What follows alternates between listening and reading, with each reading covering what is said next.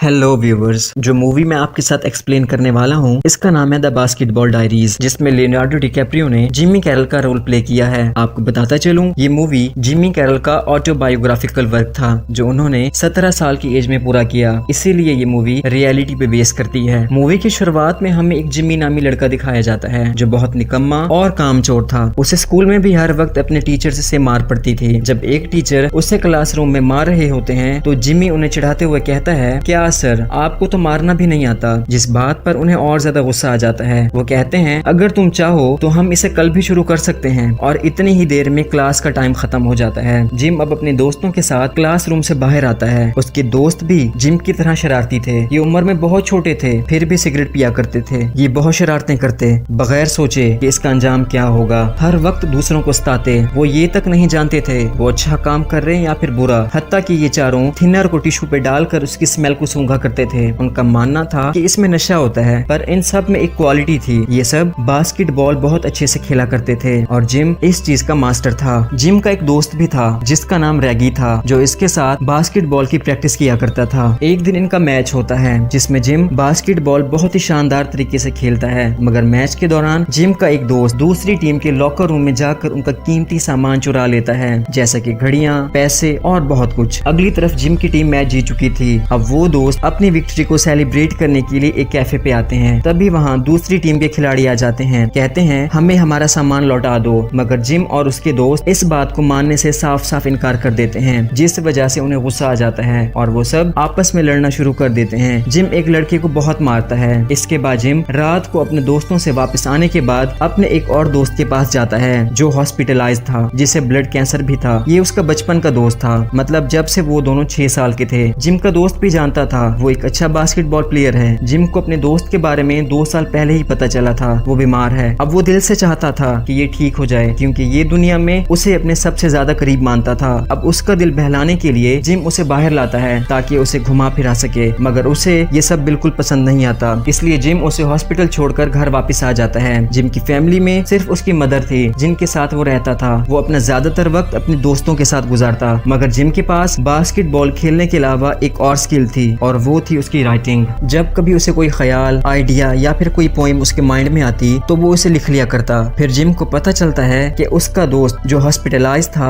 वो मर चुका है। वो उसे चर्च में देखने जाता है जिसकी हालत बहुत बुरी थी। वो अब पूरी तरह से बीमारी से ढांचे में बदल चुका था। जिम उसकी ये हालत देखकर बहुत रोता है। उसकी मौत के बाद जिम बहुत सैड हो जाता है। उसे कुछ समझ नहीं आता वो क्या करे। फिर उसके दोस्त जिम को फिल्म दिखाने ले चलते हैं, मगर वो फिर भी दुखी था। उसके जहन में सिर्फ अपने दोस्त की मौत का ख्याल था, इसलिए वो उनको छोड़कर एक बेसमेंट में चला जाता है जहाँ पर कुछ लोग बैठकर नशा कर रहे थे और वो नशा हीरोइन था। वो उनसे एक इंजेक्शन लेकर खुद को इंजेक्ट कर देता है और उसने ये अपनी लाइफ में पहली बार किया था। उस इंजेक्शन के बाद तो मानो उसको ऐसे लगने लगा जैसे वो किसी और ही दुनिया में आ गया हो। दुख, दर्द सब खत्म हो चुका था और यहाँ से उसकी लाइफ की बर्बादी शुरू होती है। जब वो घर आता है ये हालत देखकर उसकी मॉम बहुत ज्यादा परेशान हो जाती है। जिम कहता है, मॉम आप मुझे छोड़ दें, आप कुछ नहीं जानती। अब आहिस्ता आहिस्ता जिम और उसके दोस्तों ने नशा करना शुरू कर दिया। पहले तो ये लोग हफ्ते में 1 दिन करते, फिर 2 दिन, और फिर आहिस्ता आहिस्ता उन्हें ये लगने लगा वो नशा इनकी जरूरत बन चुका है जो इन्हें हर वक्त चाहिए। अब इस नशे के लिए उन्हें पैसे चाहिए थे, इसलिए वो सब रात को एक औरत जो अपने घर जा रही थी तो ये उसका पर्स चोरी कर लेते हैं और जब वो चिल्लाना शुरू करती है तो जिम का दोस्त उसे बहुत ज्यादा मारता है। अगले दिन ये लोग जब स्कूल के चर्च में जाते हैं तो फादर उन्हें अंदर आने का कहते हैं, मगर जिम अंदर जाने से इनकार कर देता है और कहता है, आज मैं चर्च नहीं जाऊंगा। मगर फादर के कहने पर वो चला जाता है। उसे एक कन्फेस रूम में बिठाया गया था। दरअसल ये ऐसा कमरा था जहाँ एक इंसान फादर के सामने दिल की बात कहा करते थे जो फादर और उस इंसान के दरमियान ही रहा करती थी। यहाँ जिम फादर को सब बताना चाहता था, अपने सारे बुरे काम, चोरी, नशा, लड़ाई, सब कुछ, मगर कुछ नहीं बता पाता। अब आहिस्ता आहिस्ता नशा अपना असर दिखा रहा था। वो रोजाना सोचता, बस आज कर लेता हूँ जो आखिरी बार होगा, मगर वो दिन कभी आया ही नहीं जब जिम ने उस नशे को छोड़ा हो। नशा अब उसकी आदत बन चुका था, क्योंकि किसी भी आदत को छोड़ना बहुत ज्यादा मुश्किल है। एक दिन जिम स्कूल के वॉशरूम में नशा कर रहा था, जहाँ उसे बास्केटबॉल के मैच का कोच देख लेता है। वो पूरी तरह से नशे में धुंध था। वो कोच जिम का फायदा उठाने की कोशिश करता है। वो उसे पैसों की लालच भी देता है, मगर जिम को जब थोड़ा होश आता है तो वो उसे मार कर वहाँ से भगा देता है। अगले दिन जिम का मैच था। ये उस दिन भी मैच से पहले नशा करता है, मगर यहाँ पर उसका एक दोस्त उसको ये करने से मना करता है, मत करो यार, ये सब खराब चीजें हैं। मगर जिम उसकी बात नहीं सुनता। था और उसी के सामने वो तीनों दोस्त नशे की गोलियां ले लेते हैं। अब मैच शुरू हो चुका था। जिम और उसका दोस्त जिसने नशे की गोलियां ली थी दोनों होश में नहीं थे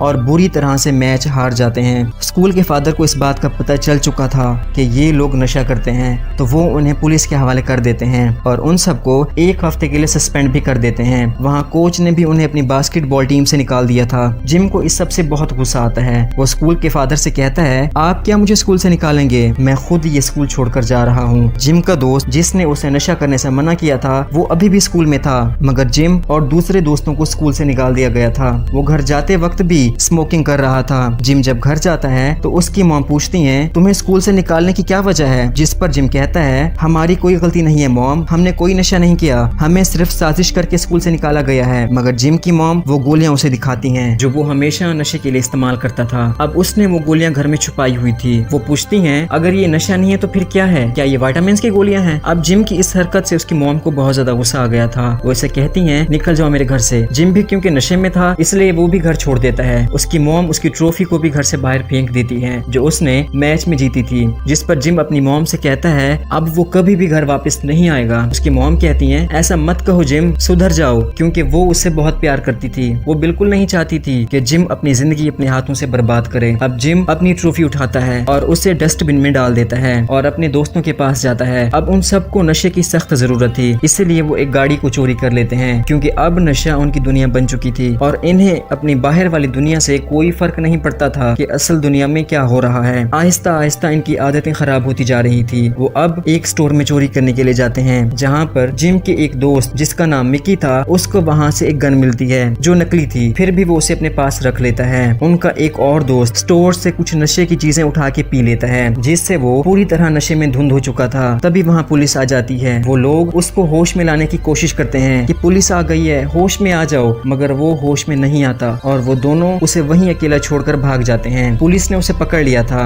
उधर वो दोनों स्मोकिंग के लिए एक बार में आते हैं, जहां वो टीवी पर चलती एक खबर को देखते हैं जिसमें उनके स्कूल के बच्चे जो अब मैच में आगे जाने के लिए सिलेक्ट हो चुके थे, उन्होंने अपने मॉम और डैड के सर को फख्र से बुलंद कर दिया था। जब वो दोनों इस खबर को देखते हैं तो उदास हो जाते हैं, क्योंकि ये कभी इनका भी ख्वाब हुआ करता था, जिससे जिम को अपनी मॉम की याद आ जाती है। वो इनसे मिलने के लिए उनके घर जाता है और छुपकर अपनी मॉम को देखता है, क्योंकि उसमें अपनी मॉम का सामना करने की हिम्मत ही नहीं थी, वो भी इतनी गलतियां करने के बाद। इसलिए वो दोबारा से उसी जगह आता है जहाँ ये नशा किया करता था। तभी वहाँ एक आदमी आता है जो जिम को बहुत मारता है, क्योंकि जिम ने उसकी दोस्त को नशा दिया था। उस नशे से उसकी मौत होने वाली थी। जिम कहता है, इस सब में मेरी क्या गलती है? उसने वो नशा सही से हजम नहीं किया होगा, जिससे उसे और ज्यादा गुस्सा आ जाता है और वो उसे और ज्यादा मारता है और फिर सीढ़ियों से नीचे गिरा देता है। जिम का दिमाग पूरी तरह रेस्ट में आ चुका था और बिल्कुल काम नहीं कर रहा था। अब उसको अलग अलग तरह से हेलोसिनेट होना शुरू हो जाते हैं। कभी उसे लगता है कि वो बास्केटबॉल खेल रहा है और नेट में आग लग चुकी है, मगर ये सिर्फ उसका ख्याल था। अब वो आदमी जिम को सीढ़ियों से उठाकर बर्फ पर फेंक देता है। वहाँ एक आदमी आता है। ये वही रैजी था जो हमने मूवी के शुरू में देखा, जो हमेशा जिम के साथ प्रैक्टिस किया करता था, क्योंकि वो जानता था जिम एक बहुत अच्छा बास्केटबॉल प्लेयर है, इसलिए वो उसको उठाकर अपने घर ले जाता है। अगले दिन जब उसे होश आता है तो वो खुद को रैगी के घर पाता है। जब वो अपने कोट को चेक करता है तो उसमें उसकी नशे वाली दवाई नहीं थी। वो रैगी से कहता है, तुम मुझे मेरी गोलियां वापस दे दो, मगर रैगी साफ साफ इनकार कर देता है। कहता है, नहीं, मैं तुम्हें तुम्हारी लाइफ बर्बाद नहीं करने दूंगा। अब वो उन गोलियों को पानी में बहा देता है, जिससे जिम को उस पर बहुत गुस्सा आ गया था और वो आउट ऑफ कंट्रोल हो जाता है। जिम कहता है, तुमने मेरी सारी गोलियां जाय कर दी, मुझे अब इनके पैसे दो। रैगी उसे पकड़ लेता है, कहता है, तुम अब कहीं नहीं जाओगे जब तक तुम खुद पर कंट्रोल नहीं कर लेते। अब वो गार्ड्स की तरह जिम के कमरे के आगे बैठ जाता है। अब नशा ना मिलने की वजह से उसकी तबीयत खराब होती जा रही थी, मगर आहिस्ता आहिस्ता जिम खुद पर कंट्रोल कर रहा था। रैगी कहता है, मैं अब काम पे जा रहा हूँ, तुम यहीं घर पे रहो। और उसके जाते ही जिम खुद पर कंट्रोल करने की बहुत कोशिश करता है, मगर नहीं कर पाता। उसे एक बार फिर पूरी दुनिया घूमती हुई नजर आती है। अब वो रैगी के घर में तलाशी करना शुरू कर देता है ताकि उसे पैसे मिल सके, मगर उसे पैसे नहीं मिलते। यहाँ से वो एक लड़की के पास मिलने के लिए जाता है जो पहले कभी उसकी दोस्त हुआ करती थी। ये लड़की भी नशा करती थी। जिम अब उससे कुछ पैसे मांगता है, मगर वो नहीं देती, क्योंकि एक बार उसने भी जिम से पैसे मांगे थे और जिम ने उसे पैसे नहीं दिए थे। जिम उसकी बहुत मिन्नतें करता है जिस पर वो मान जाती है, मगर वो उसे पैसे देने की बजाय कुछ सिक्के जमीन पर फेंक देती है और चली जाती है। जिम को लड़की की इस हरकत पर बहुत ज्यादा गुस्सा आता है। वो कहता है, मैं जानता हूँ तुम्हें, तुम कैसी हो, तुम बहुत बुरी हो, मगर वो उसको जवाब दिए बगैर वहाँ से चली जाती है। अब जिम उन गिरे हुए सिक्कों को जमीन से उठा लेता है क्योंकि अब वो ऐसी कंडीशन में था जहाँ इज्जत, नफ्स उसके लिए सिर्फ लफ्ज थे। अब जिम के लिए नशा खरीदने के लिए पैसे फिर भी कम थे और वो एक बूढ़े आदमी के साथ गलत काम करता है और उससे पैसे लेता है, जिसके बाद ये अपने आखिरी दोस्त मिकी के पास जाता है। वो दोनों मिलकर एक आदमी के पास जाते हैं और नशा खरीदते हैं, मगर उस नशे को टेस्ट करने के बाद उन्हें पता चल जाता है कि ये नशा जाली है। ये दोनों भागकर उसका पीछा करते हैं, जो भागता भागता एक बिल्डिंग के छत पर आ गया था।